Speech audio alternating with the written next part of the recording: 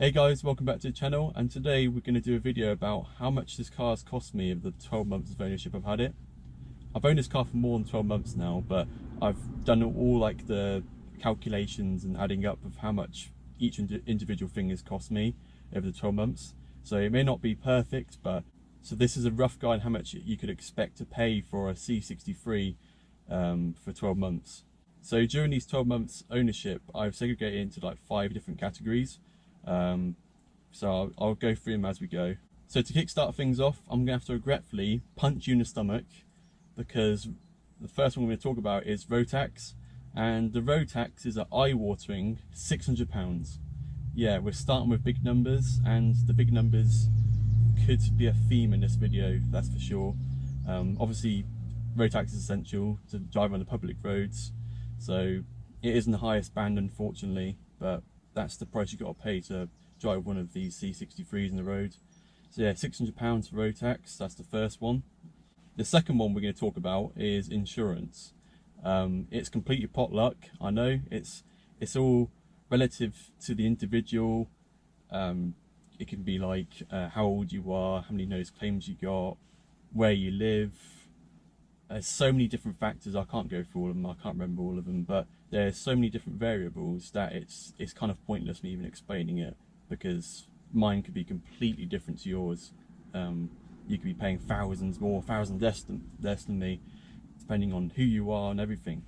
But I'll go through mine anyway, because it might give you some sort of guideline. So originally I had a quote for the C63 for insurance, and it was actually putting me off keeping this car long term, because it was the price was so high for the insurance. I actually thought about just keeping this maybe like for 6 months or something, because keeping this car long term wouldn't have been a sensible financial idea. So originally the quote I got for the cheapest one I could get was £2,200 a year. I think it's about 5,000 miles, and for me that's quite a lot of money to spend on just having the car on the road insured, as well as the road tax already we've gone through.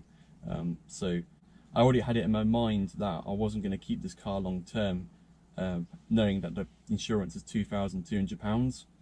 But I had a bit of a brain fart, because I didn't think about this at the time until my girlfriend brought it up, but we could have used multi-car. So basically, long story short, we phoned up the multi-car, and yeah, came back with some results, some pretty pleasing results, and basically said that not only will you get it for £700, which is 3 times less than what I was going to pay initially, but they also give me double the mileage. So £700 up for a year, and I get 10,000 miles instead of 5,000 miles. So it's kind of like a no-brainer. So yeah, I couldn't believe it, because not only that, but I also at the time I had a Ford Fiesta, like 1.6 diesel, like a little runaround for work, and I was at the time I was paying more a year in insurance for the Fiesta than I was paying for this C63 a year.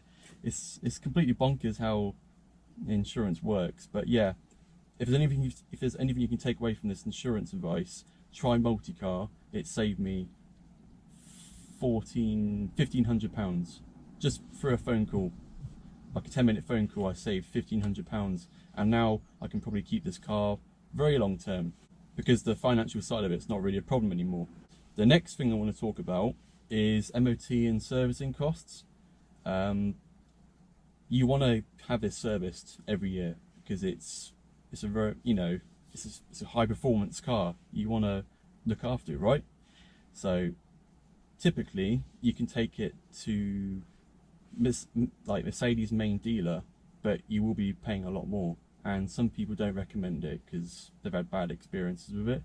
So a lot of people take their cars to like indies or independents, as you call it, or Mercedes specialists, and I've seen a lot of praise with those in particular. And also you're paying for like 20 to 30% less in costs, because you're not paying for like the Mercedes stamp, I guess. I took mine to MSL, which is the same place I got my car remapped. I think I had a A service. They do it with these cars. You have services which alternate each year. So you have A service, the next year will be a B, and it'll go back to A and then B. I think there's a bit more behind it, but that's like the basic of it. And I think A service is a bit cheaper, and then the B service is a bit more major. I think the A service is probably like £100 to £200 cheaper than the B service. I'm not too sure about that, but from the gist of it is that the A service is generally the cheaper one. So I had my A service done with MSL this year in January, I think, and it cost me £560. So quite a lot of money still. I think the B service would probably be more like £700, £800. I've seen people get A services done much cheaper than I have. So you got to shop around, have a look around, and you might get a better deal than I did. You probably will. But yeah, that £560, that also includes the MOT that came with it as well, which this car did thankfully pass with fine colours, apart from the rear tyres were going a bit low, so we'll just glide over that. The next thing I want to talk about is faults or repairs that have occurred during my 12 months ownership, and I can pleased to report there's only been one thing that's come up. This fault that came up is quite dangerous because it kept putting my car into limp mode, and limp mode in this car is really, really dangerous. I couldn't quite believe how slow it makes your car. Like, I've had limp mode in like diesel BMWs and my Fiesta, but this car, when it's in limp mode, not only is it incredibly slow, but when you put your foot down, the delay from when you put your foot down and actually it gets going is enormous. Like, so when I was put at a junction, I think there's a good 2 to 3 second delay, and I'm not exaggerating that. That is actually how long it takes until the car actually responds and starts moving, and I couldn't believe it. So it's really dangerous, and the responsiveness of the throttle, even when the error wasn't there, wasn't going limp mode, it didn't feel like I was getting the same responsiveness as I was before. So anyway, on the instrument cluster, it came up with like this little message saying inoperative, and had like this little traction symbol. I can't remember what it looks like, but I think I've got a picture saved, so I'll show you that. I took it to a Mercedes specialist, and they eventually fixed it. And they basically told me that it was a faulty throttle pedal, and they just had to replace it, and the car was good as new again. It did set me back a quite expensive £261, but it makes the car drive like a dream now again, so I'm not going to complain too much. Now, the final category, last but not least, the one you've all been waiting for. Yes, of course, it is fuel. Now, this one can vary so much on not only like how far you drive it and how many miles you do, but also on your driving style.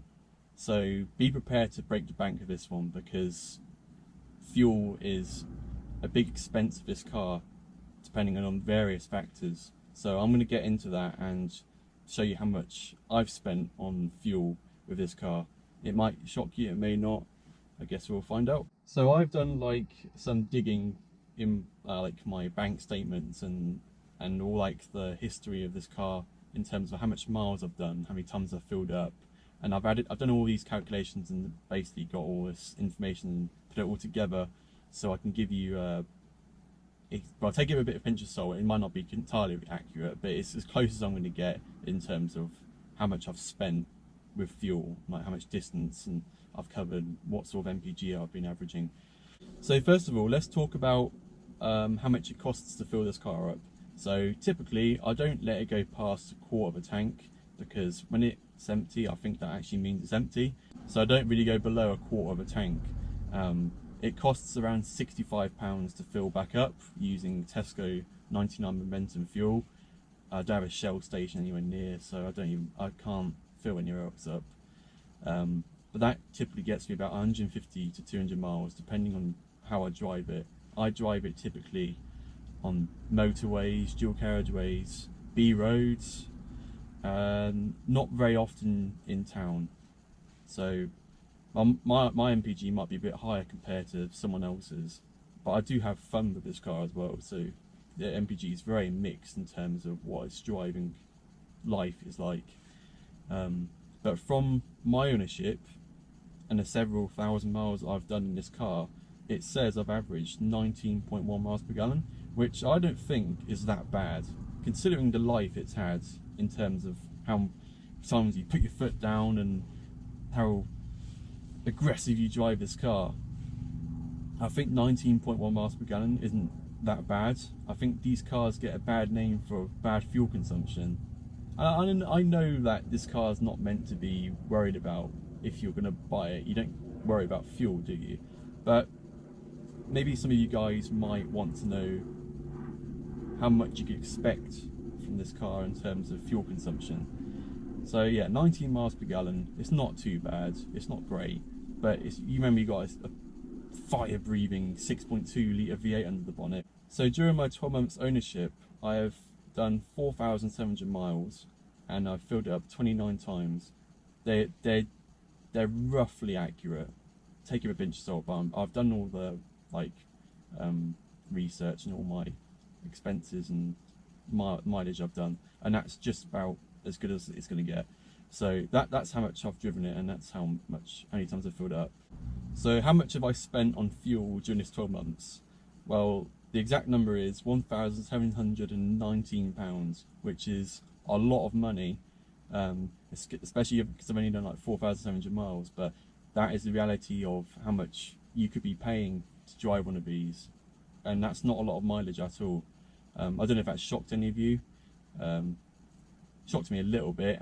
You don't really think about how much you spend on fuel a year, but yeah, that's how much I spent. £1,719. So now we're going to get to the best part of the video. How much have I spent altogether in the whole of the 12 months ownership I've had this car? The total is £3,860. Yeah, take it in. It's a lot of money. It really shocked me how much it actually came to, and that's not even factoring in like brakes or tires. If you put those in, you could be spending, at least another £1,500 or £2,000 on top of that. So that's not even factoring in all those variables that could have been in that 12 months ownership. So yeah, £3,860 is how much it cost me to own or run this car for 12 months.